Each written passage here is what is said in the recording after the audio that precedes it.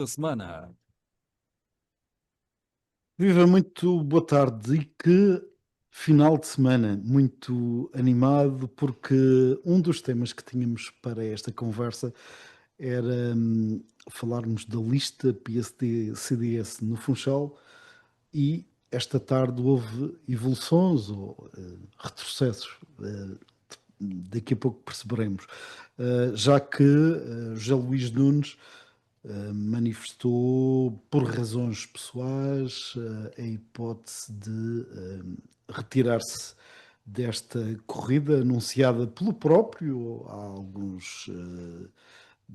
há algumas semanas atrás, e depois de ter apresentado a lista daqueles que o iriam acompanhar nesta luta pela vitória na Câmara Municipal do Funchal. Este é um assunto obrigatório, para além da perda da autonomia da RTP Madeira em algumas componentes, que esperemos não sejam editoriais, e também algumas nuances polémicas do programa de governo da República, sobretudo em matéria laboral, que tem dado o que falar.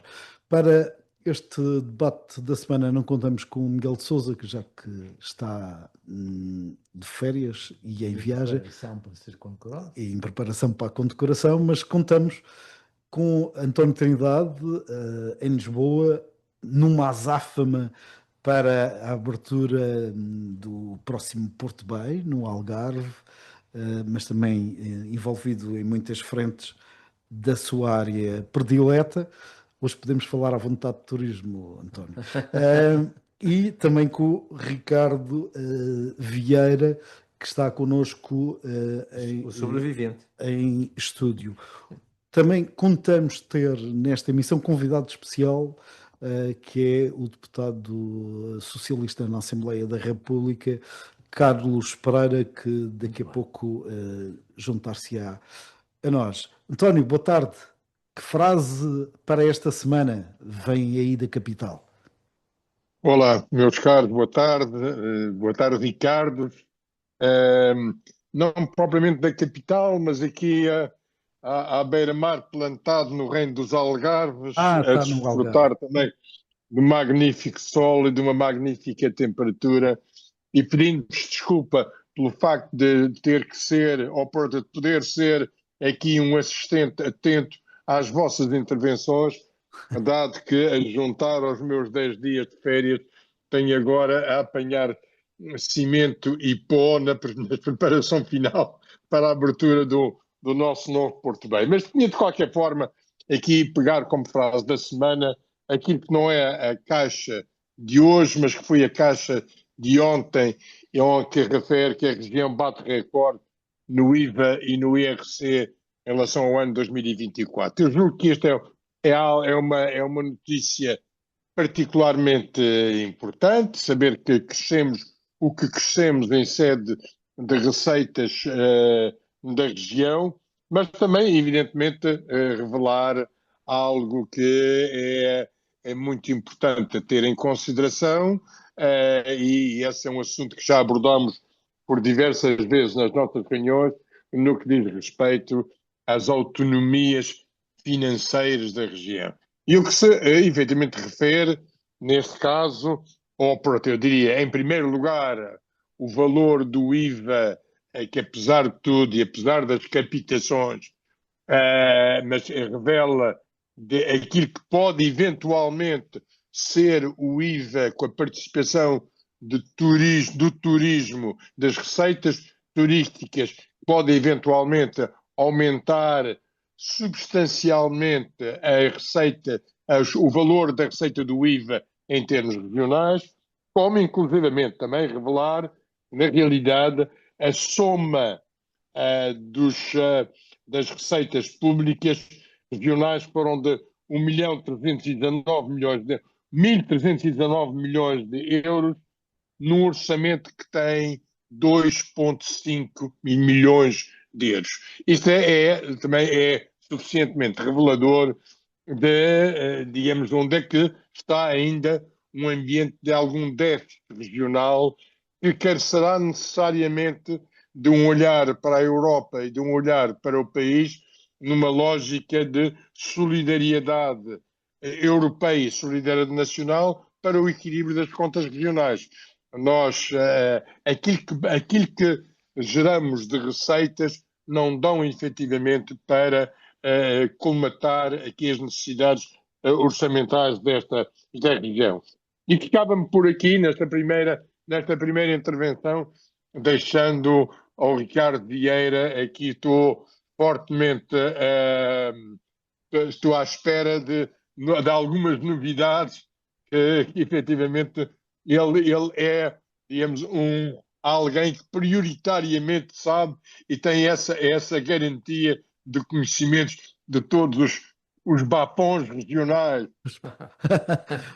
Os bastidores da política regional passam pelo Ricardo Eu Vieira. penso que vou desiludir hoje. Hoje parece que estamos em pé de igualdade em algumas matérias hoje. Exatamente. Fomos todos apanhados de surpresa, mas já lá vamos. Antes, um facto ou uma frase, Ricardo Vieira? A frase que eu recolhi não tem estrutura, ou melhor, ambiência regional, e tem a ver com uma frase de um dos candidatos presidenciais, no caso de Luís Marques Mendes, que veio dizer que esta decisão da NATO e de Portugal, em consequência, de aumentar a participação das suas despesas públicas na defesa, que tinha que ser bem explicadinha.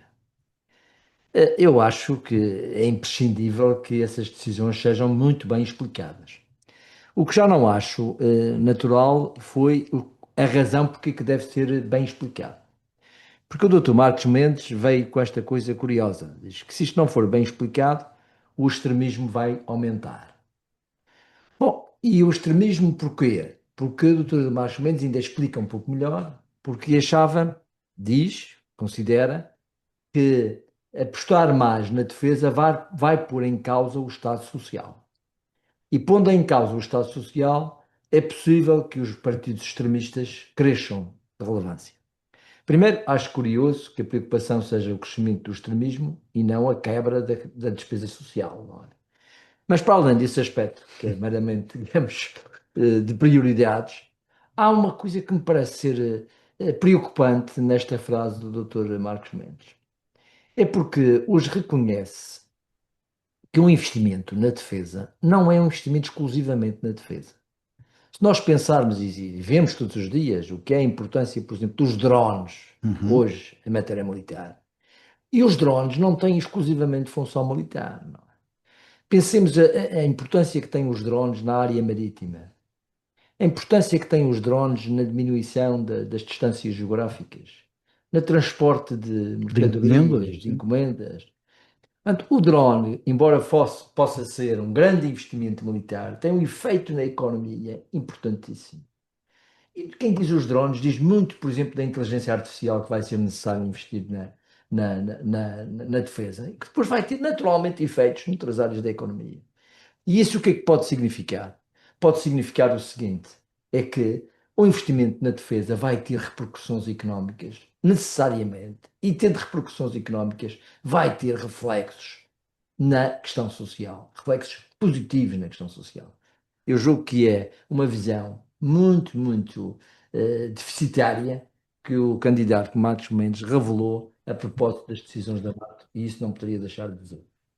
Será só uma questão de circunstância ou talvez não? O tempo dirá, até porque a campanha para as presidenciais só ocorrerá.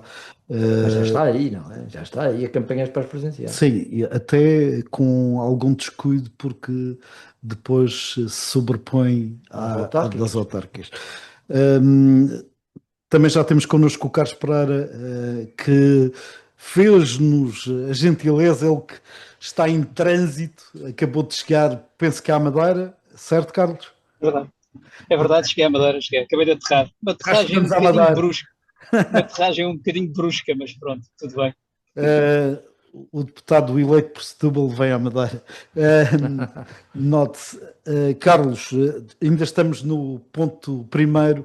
Algum facto, só para recuperar o alinhamento, vamos abordar as últimas evoluções na lista do PSD-CDS à Câmara do Funchal.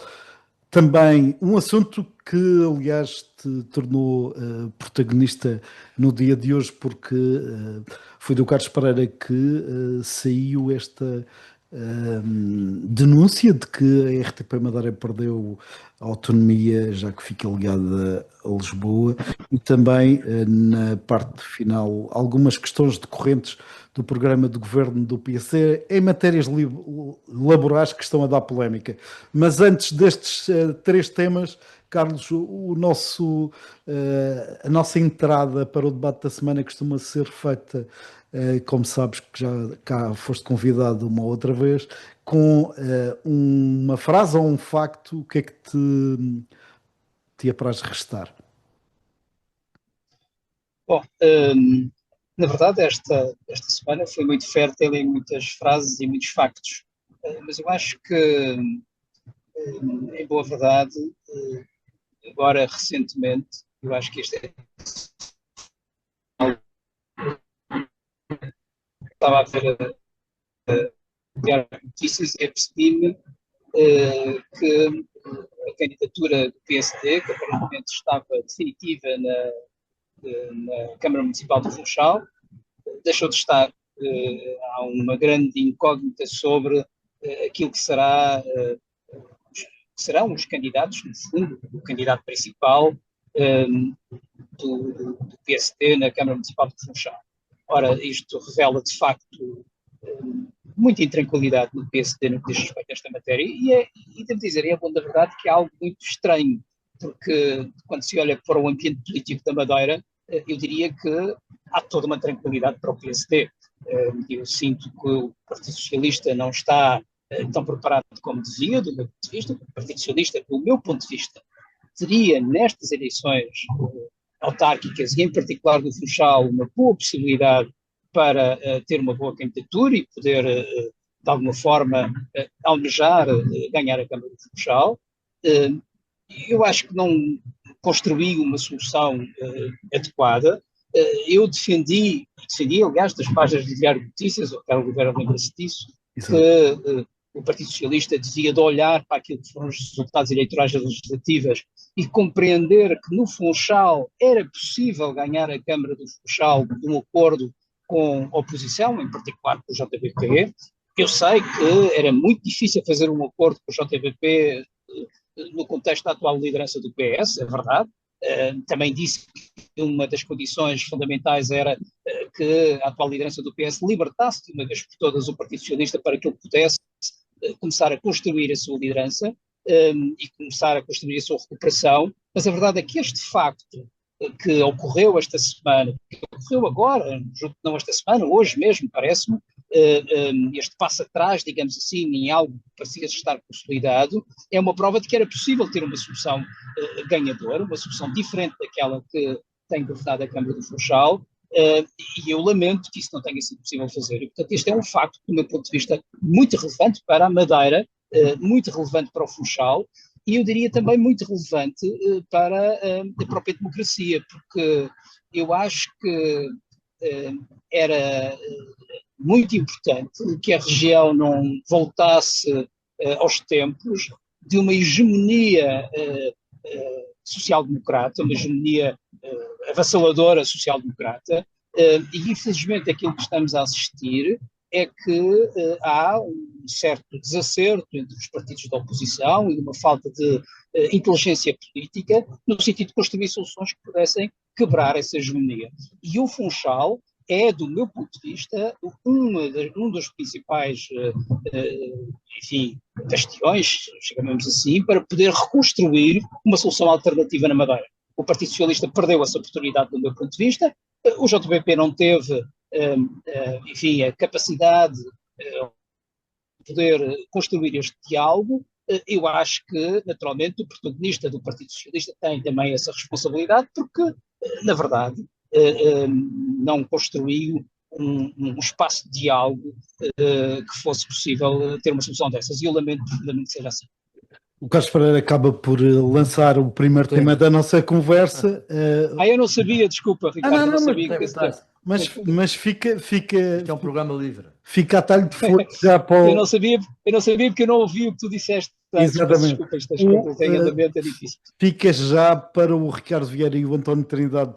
Comece pelo Ricardo Vieira, porque o António Trindade lançou o repto de quem conhece o Buffon está mais indicado para trazer alguma explicação para este recuo que Bom, eu não conheço é as dramático. razões de ordem pessoal que o Dr. Zé Luís Nunes invocou para possivelmente não ser o candidato definitivo às eleições autárquicas do Funchal. Eu acho que qualquer pessoa percebe-se que a lista do Funchal foi uma lista pensada em três aspectos fundamentais. Um aspecto, que eu julgo que é visível, é o de que não há uma alternativa muito credível para fazer frente a uma candidatura do PSD com o CDS para a Câmara do Funchal.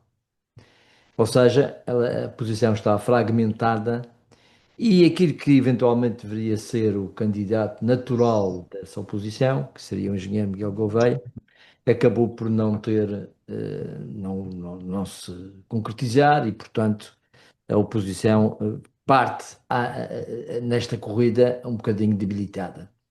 Isso facilitou a escolha que o PSD pretendia fazer para a Câmara do Funchal com o CDS.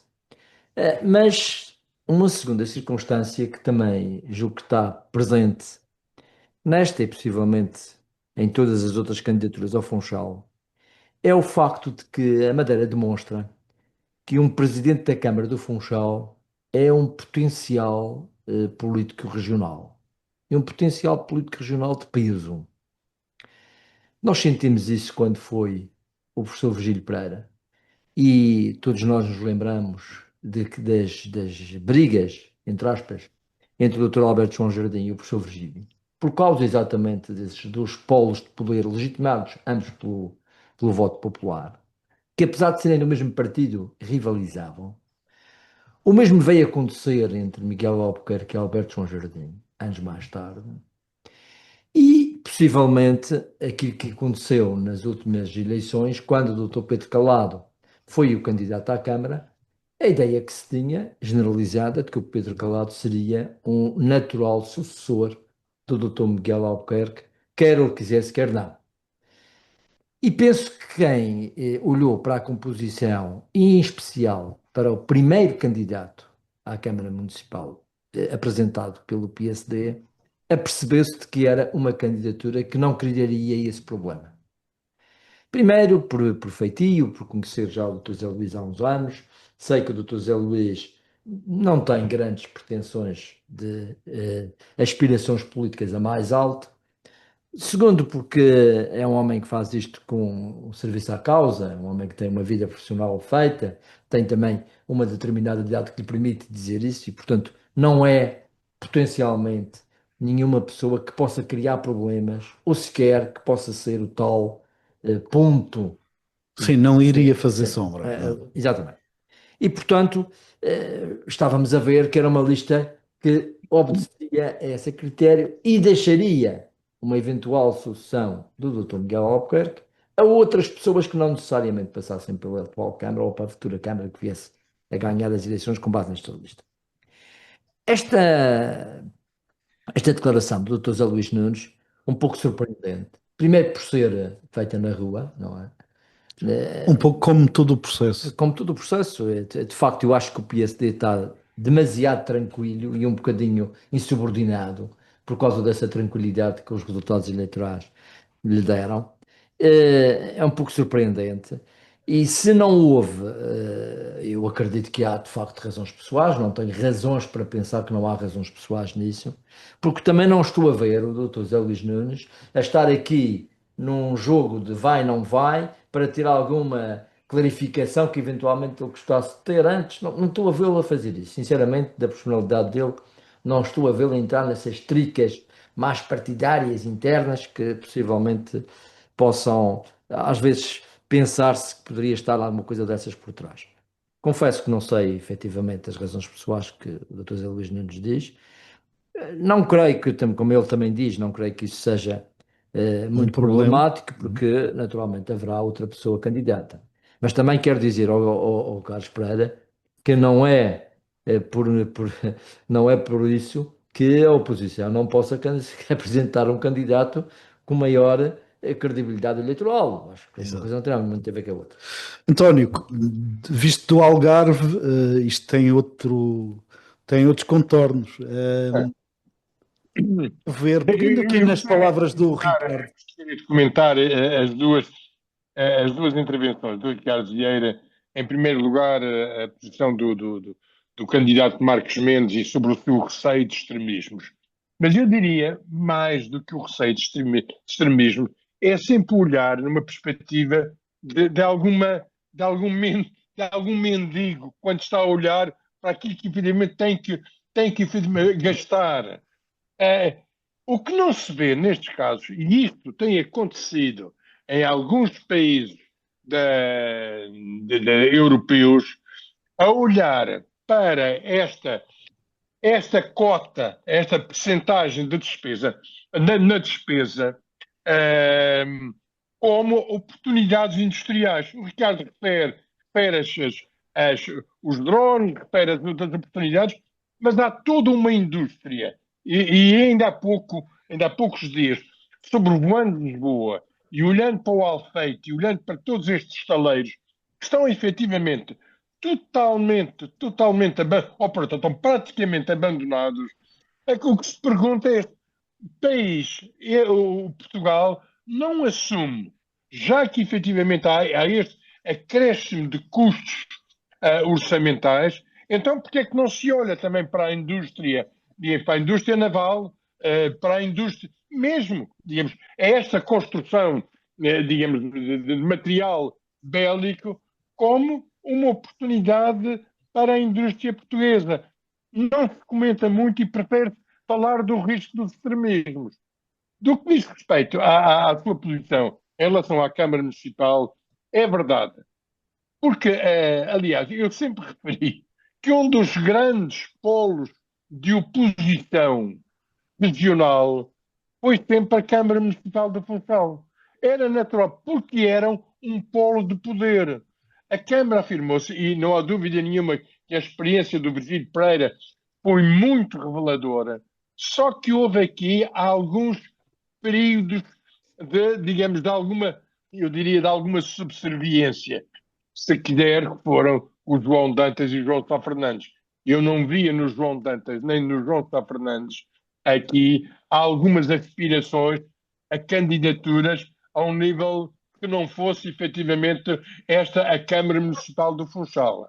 Agora, o que evidentemente me preocupa fortemente é o facto de, em ambientes de oposição, aquilo que o Carlos Pereira também acabou de referir, mas para mim outra coisa que é muito importante é que o eixo de desenvolvimento da Madeira passará necessariamente por uma abordagem de convergência do poder regional com os poderes municipais, eu diria Machique, Santa Cruz, Câmara de Lobos, em Beira Brava.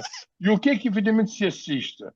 A impossibilidade, não só do lado da oposição, de encontrar convergências, como também uma afirmação do poder regional de encontrar pactos de desenvolvimento com outras forças, nomeadamente uma JPP ou com movimentos de independentes, como é este que está agora a surgir na Ribeira Brava.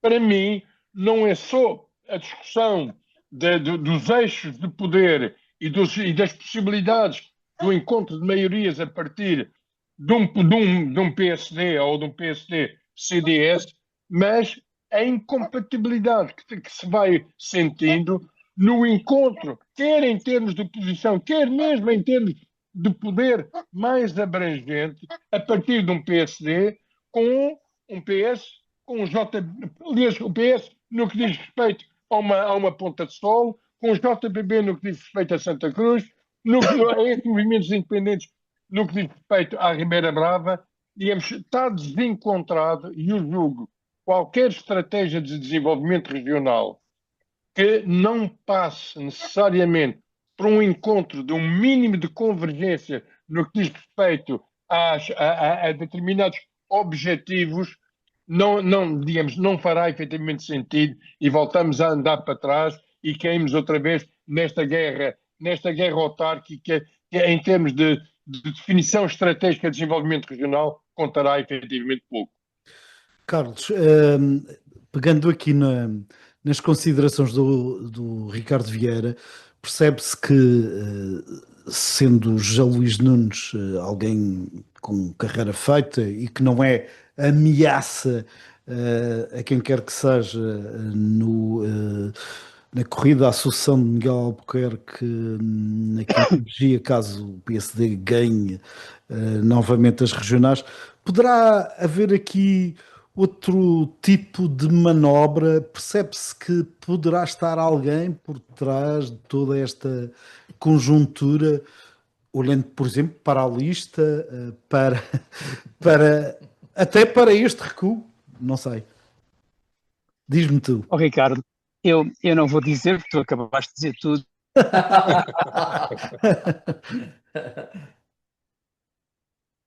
E fez silêncio. Não estamos a ouvir. Voluntário. Penso que vamos tentar recuperar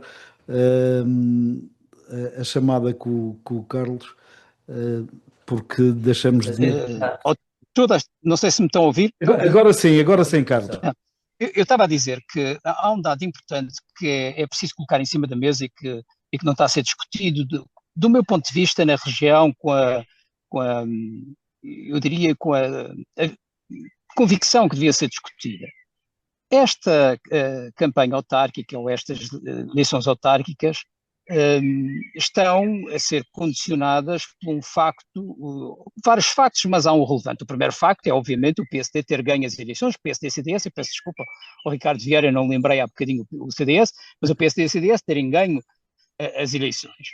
Agora, há um outro facto que é muito relevante, e eu não posso deixar de sublinhar, que é a circunstância do PS, que é um partido alternativo e deve-se constituir como partido alternativo, depois de ter perdido 2 eleições regionais, que tinha todo o contexto para, pelo menos, as disputar, e em alguma circunstância até construir e criar um governo alternativo, mesmo que não fosse sozinho, que fosse com outros partidos da oposição, dizia eu que a circunstância desse partido, do Partido Socialista, não ter feito nenhuma reflexão, nem nenhuma mudança depois disto, e ter sido o líder do partido, Paulo Cafofo, ter assumido que ele próprio ia construir mais uma solução autárquica depois de todas as outras soluções que falharam, é um dado muito relevante.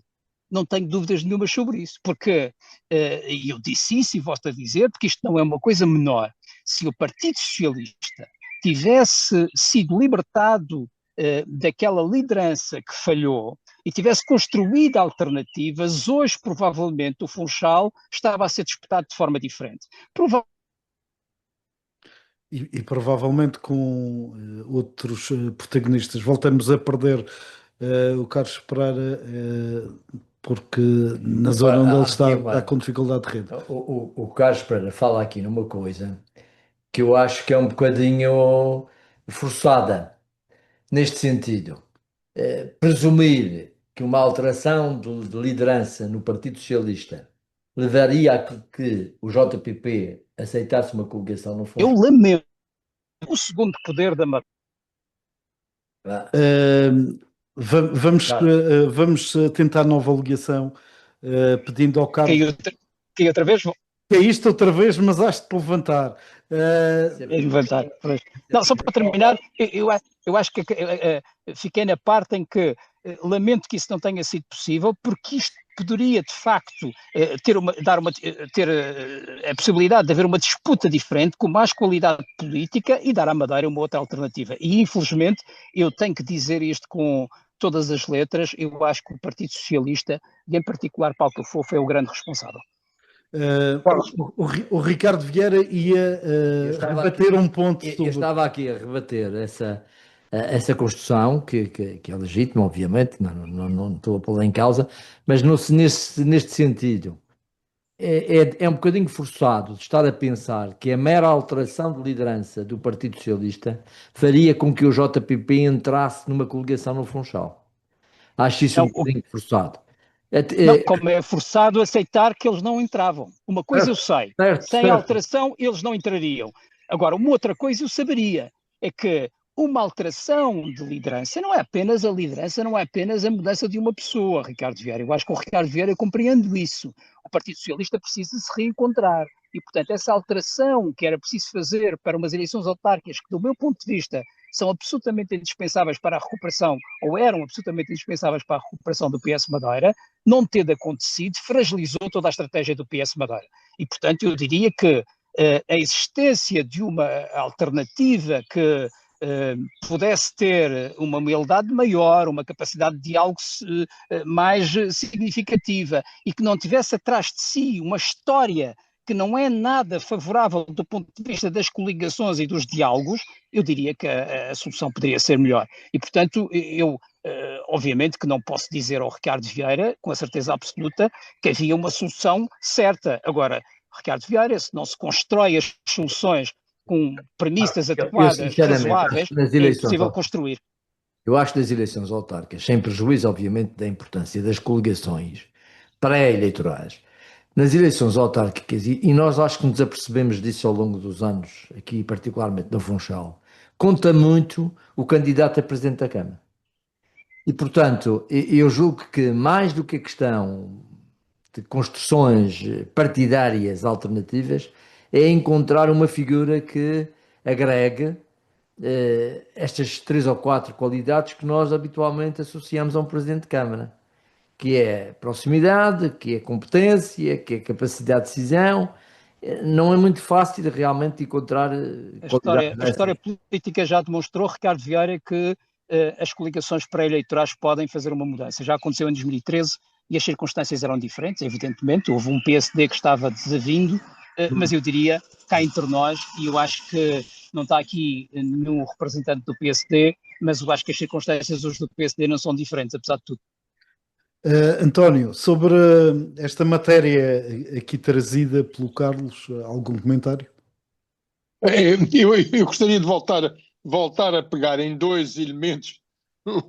Um é a evolução das receitas regionais e outra era a discussão dos polos de poder.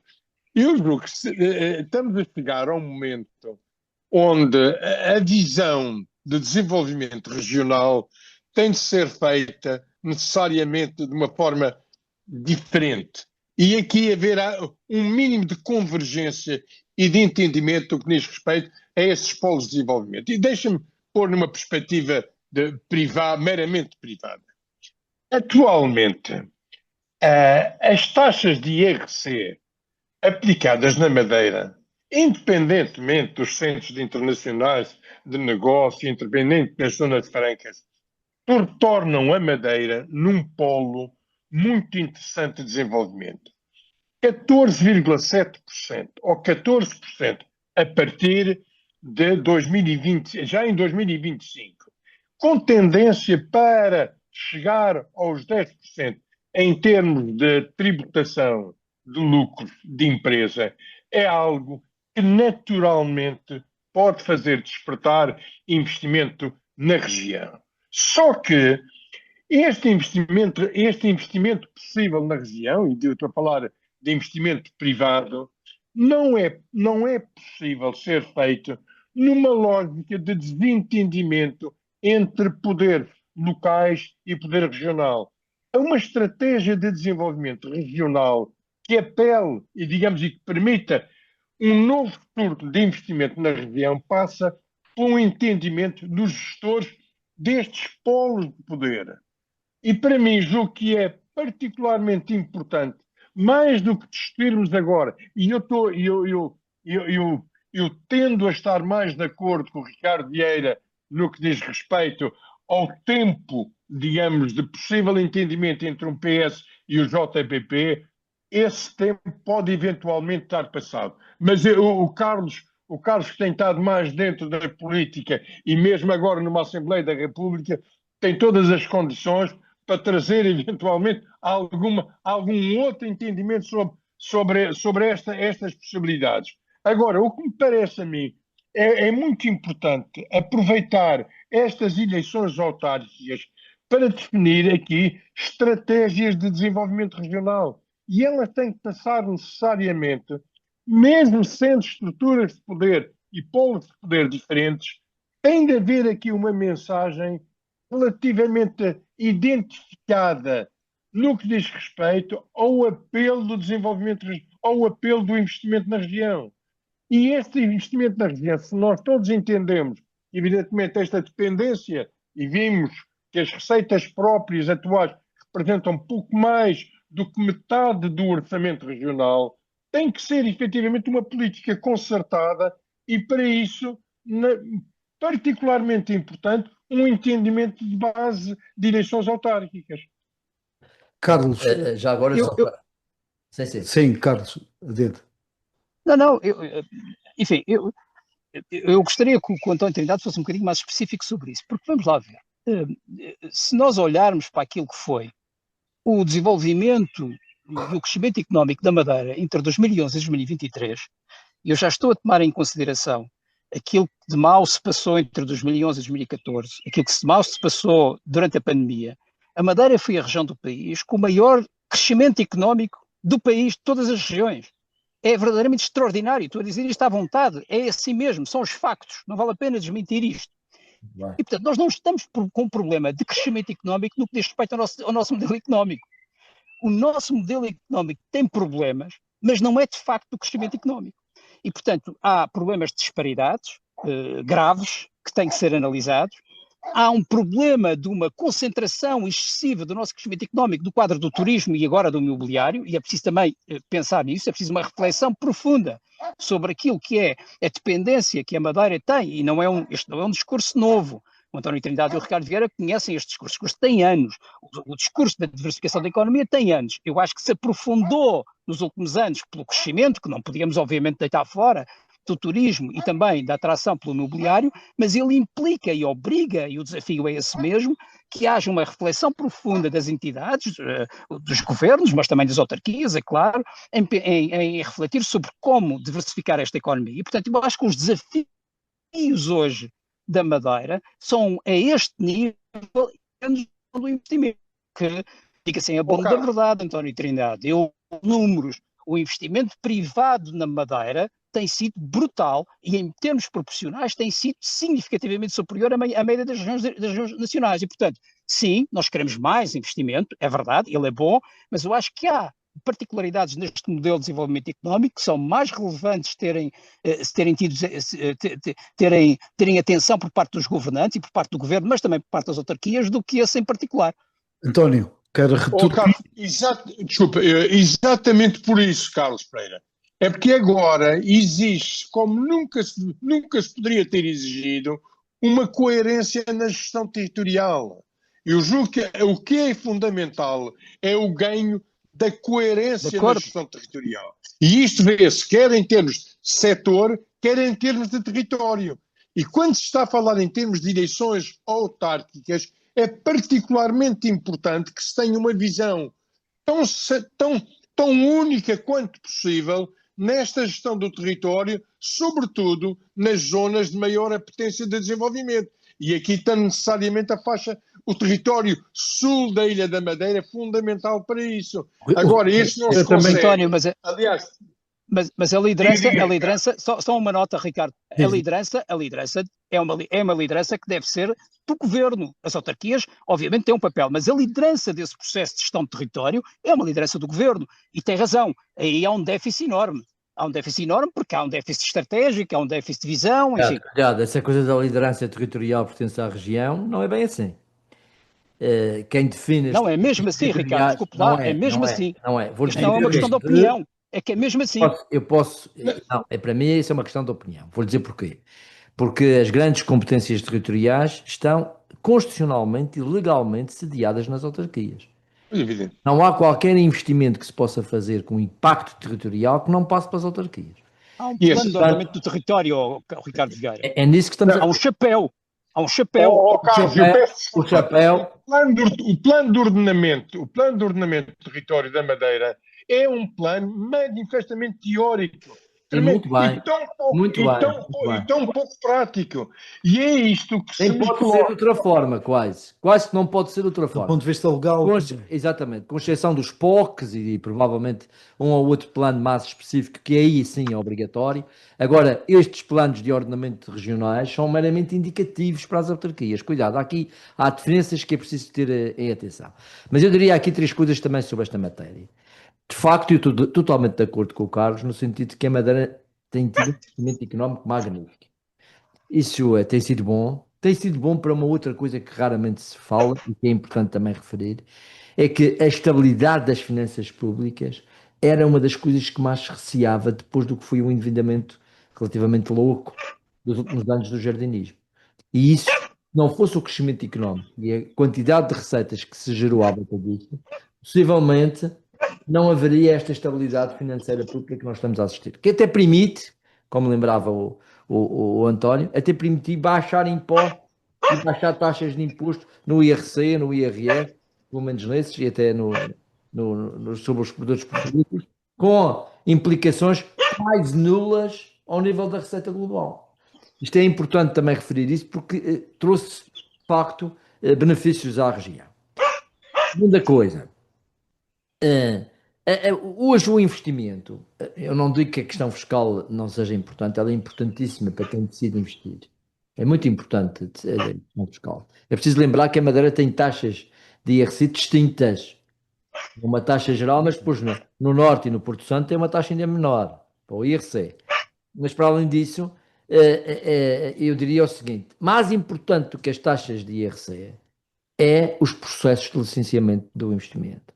Isso é que é hoje um drama complicadíssimo. Isso é que merecia uma reflexão muito mais profunda. E se calhar fazer intervir a Assembleia Legislativa sobre esta matéria. A gente tem que Mas, Ricardo, mas que não podem ser deixados a meras ações de cada Câmara de per si. Estou de acordo. Eu acho que tem que haver quadros legislativos. Eu acho que tem que haver quadros legislativos regionais. A gestão do território, ela não pode estar consignada meramente às autarquias. Estou de acordo com isso. Aliás, não sei se se é feita uma proposta na Assembleia, não é apenas para as câmaras, é uma questão geral. Essa não é. Agora, ainda recentemente li uma entrevista do Presidente da Câmara de Santana, que por acaso é do CDS e é meu amigo pessoal, mas que disse uma coisa interessantíssima, que era a necessidade das questões relacionadas com o turismo da natureza serem tratadas a nível regional, em que depois pudesse haver redistribuição da receita consoante os sítios onde elas estão localizadas. Isto tem algum sentido, quer dizer, a preocupação de chamar à região uma gestão do turismo que não seja apenas uma gestão da taxa turística municipal, não é? Portanto, essa questão é uma questão importante, acho eu. Como é importante uma outra coisa que agora para o turismo, e isto diz diretamente respeito ao António, nós queixamos muito que os sítios da natureza estão enxurrados e que há muitos turistas lá em cima, mas a verdade é que se nós pensarmos bem, há pouco mais para fazer na Madeira. Um turista chega à Madeira, a grande atração... Pelo menos diferenciador, não é? Exatamente. Não se vê programas de animação cultural, programas recreativos de outro nível.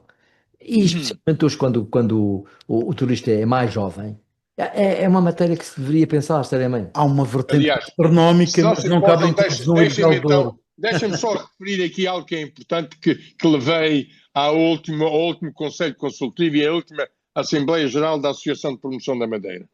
Há algo que está a acontecer em termos desta região. Durante muito tempo houve a preocupação de aumentar a procura turística pela Madeira. E não há dúvida nenhuma que foi trabalhando, e honra seja feita à Associação de Promoção e a esta Secretaria Regional, trabalhou-se bem e conquistou-se, efetivamente, uma maior procura. O que acontece é que agora esta procura já não precisa de ser incrementada. Ela já atingiu os seus limites máximos. E, por isso, toda a ação promocional tem que ser muito vocacionada para a oferta e não propriamente para a procura. Isto quer dizer que ações a que eu tenho de fazer em termos de oferta possam efetivamente captar uma melhor procura. E é esta estratégia, julgo eu, que tem que ser efetivamente seguida e que há aqui alguns critérios orientadores, porque convenhamos uma coisa, não há dúvida nenhuma, em termos de oferta, digamos, de ocupação de tempos livres, já muita coisa está a ser feita na Madeira. E se eu comparar, nomeadamente, a Madeira com, por exemplo, um Algarve, o que acontece em termos de eventos, do que acontece efetivamente no destino, há uma grande diferença entre a Madeira e um Algarve, por exemplo, mas o que eu julgo pode ser ainda feito muito melhor. Estamos a falar na área cultural, estamos a falar na área de descoberta de natureza, estamos a falar em algumas áreas, inclusivamente do turismo urbano, que efetivamente ainda está por fazer. E essa é que deve ser, na realidade, uma das concentrações dos nossos objetivos, trabalhar sobre a oferta para melhorar efetivamente a procura. Porque, digamos, todas as ações que até agora foram feitas, não há dúvida nenhuma, crescemos exponencialmente na procura e aquele problema que se comentava antes, que havia um déficit de procura em relação à oferta, ele não existe, apesar do crescimento da oferta turística ter duplicado. Agora, o que é que nós vivemos? E o Carlos Pereira, quando refere, temos que encontrar alternativas ao turismo, eu estou totalmente de acordo, até porque já devemos ter mais esgotada a capacidade turística da região. Agora, para fazer outra coisa, não pode ser numa mera junção de ideias de câmaras que atuam por si, mas tem que haver, evidentemente, uma ação concertada de base regional. Muito bem. Isto daria pano para mangas, até porque, não estando o Miguel de Sousa, o António Trindade fala muito mais sobre turismo Está mais livre, está mais livre. do que é normal. Carlos, vamos ao outro tema. Não podemos desenvolvê-lo muito porque estamos a 10 minutos do fim do programa, mas foi um tema trazido à atualidade por ti, numa percepção de que algo não estava a correr como devia ser na questão da autonomia da RTP Madeira. Houve mais desenvolvimentos depois da notícia que demos hoje à estampa, na primeira página do diário e também com desenvolvimento dentro? Sim, Ricardo, posso só um minuto só para dizer duas coisas sobre a questão do turismo? Um minuto só, Ricardo, realmente.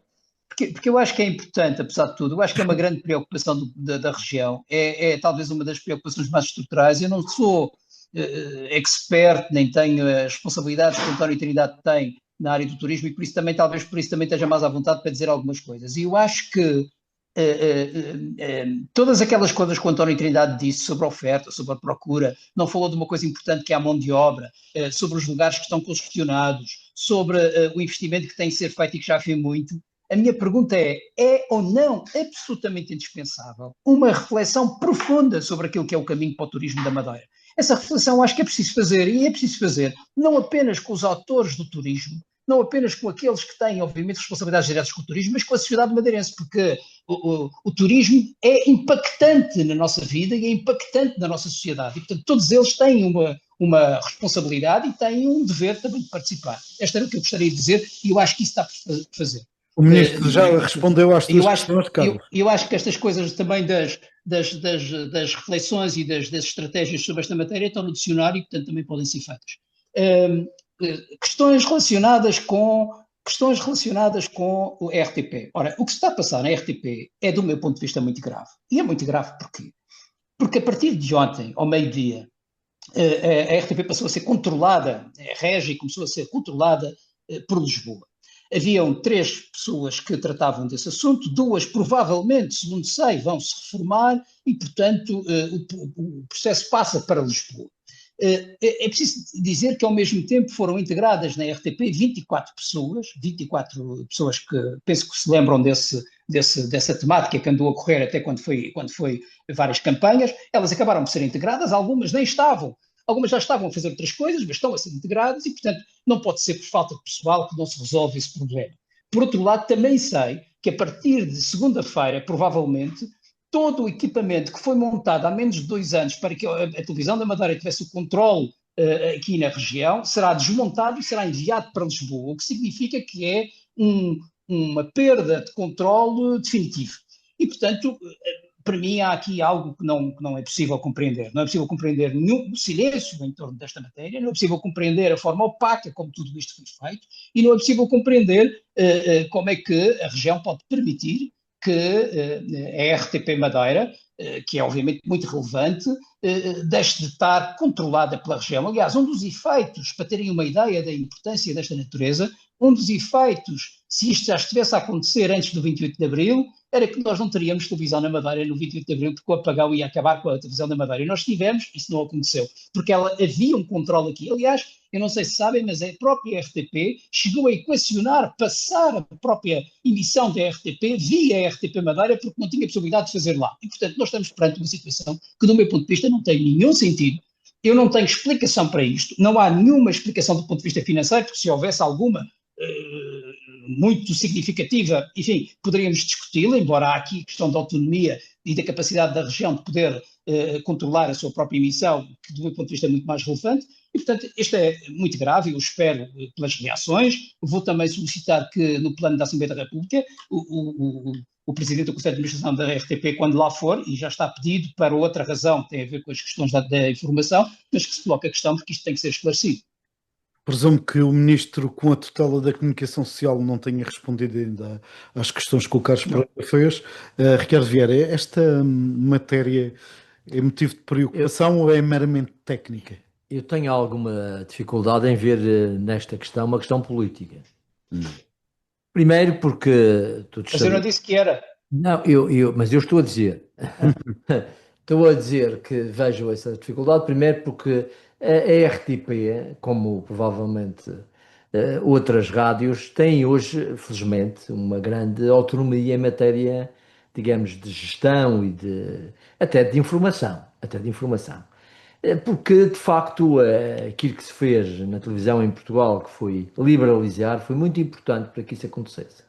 As televisões hoje ou são geridas por questões comerciais ou por questões digamos, de audiências e não tanto por orientações políticas ou pessoais que possam lhes ser ditas. Até porque o Primeiro-Ministro até confunde as televisões. Pronto, mas para além disso, eu acho que deve estar aqui razões de ordem de gestão ou técnicas, não sei quais, que possam ter ocasionado isso. Mas também às vezes, vou-lhes dizer isto, às vezes são decisões de quem desconhece o que está a passar na Madeira. Eu já trabalhei em empresas, noutros tempos, que eram muito descentralizadas e com o tempo perderam essa capacidade a banca, própria. Exemplo? A banca foi mas há pessoas, técnicos... Ricardo Vieira, diga. Mas, Ricardo Vieira, há em RTP pessoas que têm a responsabilidade de passar essa mensagem. E, portanto, saber o que é que se passa na Madeira. Eu vou-lhe dar um exemplo de uma das consequências. Uma das coisas que acontece se a televisão perder o controle aqui da Madeira é quando há, por exemplo, programas que têm um determinado tempo. Imagino que estão a fazer um debate qualquer na televisão da Madeira, um debate importante sobre o futuro do turismo.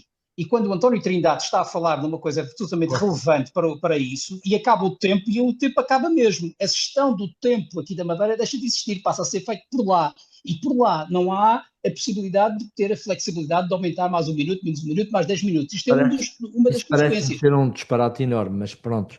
Admito que esteja aí a ver com os tempos de emissão, não é? Provavelmente terá a ver com isso, com os tempos... Sim, porque... Não, a questão é técnica. A questão é verdade, é técnica. Se passa para Lisboa, não é possível controlar aqui, portanto não é possível ter esta gestão de tempos. E, portanto, temos aqui um problema que eu acho que é grave. Lembrar que recentemente teve cá o Nicolau Santos, tanto quanto sei, ainda é o diretor da RTP, e uma profissão de fé muito acentuada nos centros regionais. Eu lembro-me de ter ouvido declarações dele nesse sentido. Portanto, é um bocadinho contraditório. Eu gosto muito do Nicolau Santos, ele fez o prefácio do meu livro e eu não tenho nada para discordar do que ele disse, mas a verdade é que isto está a acontecer, Ricardo Vieira, e a única coisa que espero é que haja uma explicação, naturalmente, e eventualmente um recuo. Do meu ponto de vista, parecia que fazia sentido. Aliás, isto não está a acontecer nos Açores, por exemplo. Exato. António, o que é que lhe parece este beliscar na autonomia do Centro Regional da RTP? Eu julgo que isto digamos, é grave. É grave, porque se há uma área onde tem que haver necessariamente um misto de proximidade e de garantia de responsabilidade pública é a da comunicação social. Não há dúvida que o perder esta oportunidade de um centro regional e, digamos, e de sair e sobretudo não saber o que é que está a acontecer, eu julgo que deve ser uma área de exigência a fazer, em primeiro lugar, a um governo regional e segundo, a um governo da República. Não faz, e aquilo que o Carlos Pereira está a referir, então de haver uma situação diferente entre os Açores e a Madeira, é qualquer coisa que é grave e não se pode entender. Muito bem. Está na hora das televisões privadas apostarem na Madeira. Exato.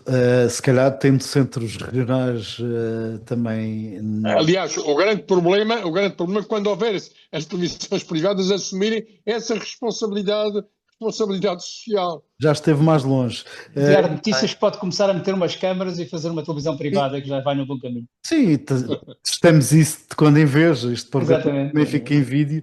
Hoje com também pormenores outdoor, graças ao... Peço desculpa. Não, mas graças à generosidade do Carlos Pereira, que se disponibilizou em cima da hora, porque aterrou antes de começarmos, para participar neste programa. Não podia perder a oportunidade de debater com tais figuras da política regional e do empresariado regional. Com essa cala. Seria Foi um prazer. Foi um prazer, Carlos. António, Um abraço. boa inauguração do Porto Bay no Algarve, o Ocean, marcada para 10 de julho. Ricardo Vieira, boas inaugurações por aqui. Não sei se vai algumas. Cá vamos indo. Fiquem bem, um bom fim de semana.